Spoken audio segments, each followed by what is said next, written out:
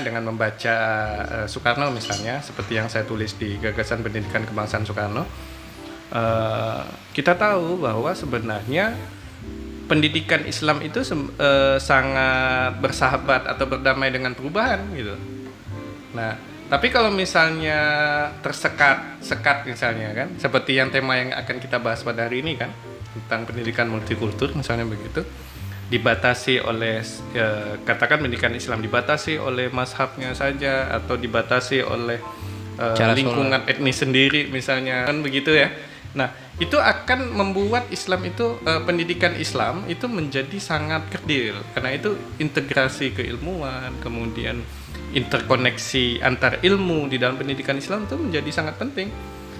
Jadi kalau kita pernah membaca surat-surat Islam dari ND misalnya, Soekarno pernah mengatakan begini nih, kita boleh kok berhiper modern dalam bahasa Soekarno. Maksudnya itu modernnya itu sangat modern itu misalnya.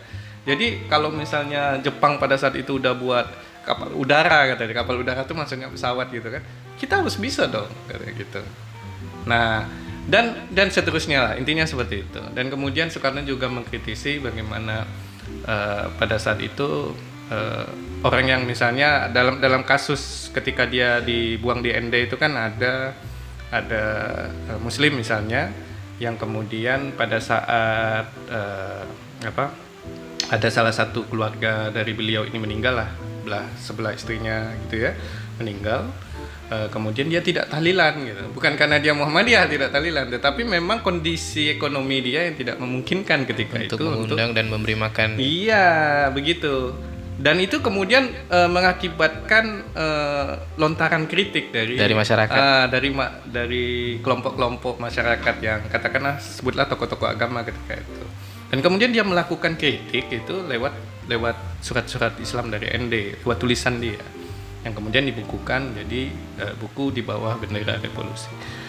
Dan banyak sekali, termasuk misalnya kalau kita bicara tentang kekerasan seksual di lembaga-lembaga pendidikan Islam pada hari ini, Soekarno dulu udah pernah mengkritisi. Judulnya itu Islam Sontoloyo, mungkin tidak asing ya teman-teman pernah dengar gitu kan. Bukan Islamnya yang Sontoloyo, tetapi orang yang menginterpretasi dari ajaran Islam itu kemudian dikomunikasikan itu secara salah. Pada waktu itu ada kiai yang punya banyak santriwati nih, Pak. Nah, karena punya banyak santriwati, dia kemudian merasa punya kuasa. Dia mengatakan bahwa kalau kamu mau belajar dengan saya, kamu harus taat, harus jadi istri saya dulu. Bayangkan kalau Soekarno ini yang disebut Sontoloyo ini katanya begini, masa semua santriwatinya itu jadi istri si kiai ini tadi, kan begitu. Nah, kemudian dia tulislah itu dalam satu chapter judulnya Islam Sontoloyo. Maksudnya bukan mengkritisi Islamnya, tetapi si kiainya tadi yang memanipulasi agama untuk kepentingan pemenuhan nafsu seksualnya, jadi seperti itu.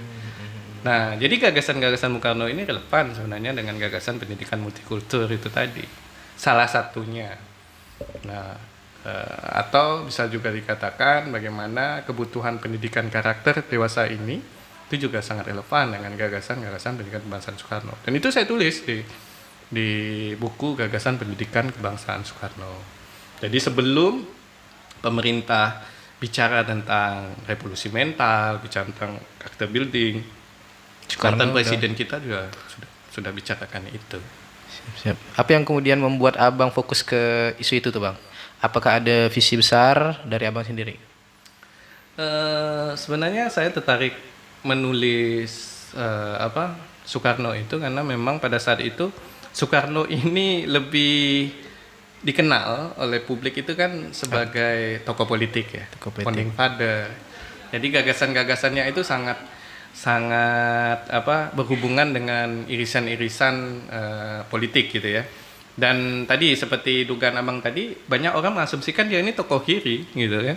Padahal gagasan-gagasannya tentang Islam itu juga banyak, tentang pendidikan Islam juga banyak. Jangan lupa loh, guru-guru Bung Karno itu, walaupun dia tidak pernah nyantri di pesantren, guru-guru Soekarno itu adalah tokoh-tokoh penting di dalam dunia penyebaran Islam di Indonesia. Kita menyebut misalnya Hos Cokro Aminoto, pendiri Sarekat Islam.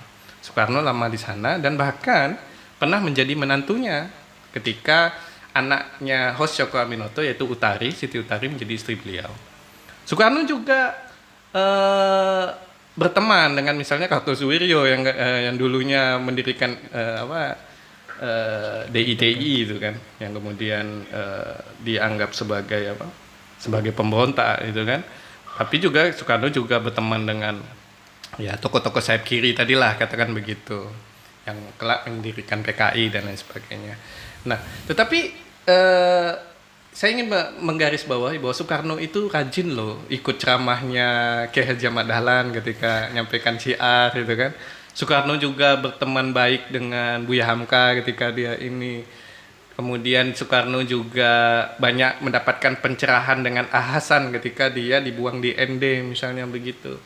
Nah, Soekarno juga pernah menjadi guru di salah satu sekolah Muhammadiyah gitu kan. Nah, itu menunjukkan bahwa sebenarnya kiprah daripada Soekarno sebagai guru bangsa itu tidak hanya dalam soal politik, tetapi juga dalam soal pendidikan, terutama kalau dalam kajian saya, karena saya di Magister Pemikiran Pendidikan Islam gitu ya. Dalam pendidikan Islam pun Soekarno banyak bicara tentang itu. Dan saat itu memang yang fokus terhadap pemikiran pendidikan Islam Soekarno sejauh pelacakan penelusuran penelitian terdahulu yang saya lakukan ketika menulis tesis itu masih sangat jarang, Bang. Dan kalaupun ada itu memang tadi lebih fokus kepada pemikiran Islamnya atau pemikiran politiknya secara umum, tapi tidak ke pendidikan Islamnya gitu. Misalnya kita ambil contoh Ben Haddam. Ben Haddam itu dia menulis buku itu kaitannya dengan politik Soekarno, atau Cindy Adam yang mengaitkan tentang posisi Soekarno sebagai penyambung lidah masyarakat Indonesia, atau Deliart Nur misalnya tentang ciri kemodernan dalam gagasan Soekarno itu tadi, gagasan keislaman Soekarno. Dan banyak tokoh-tokoh lain yang melirik Soekarno itu dalam konteks gagasannya secara umum tadi, kalau nggak politik ya Islam secara umum gitu ya. Nah, tetapi gagasan pendidikan Islamnya pada waktu itu kurang dilirik. Dan saya masuk ke wilayah itu untuk memberikan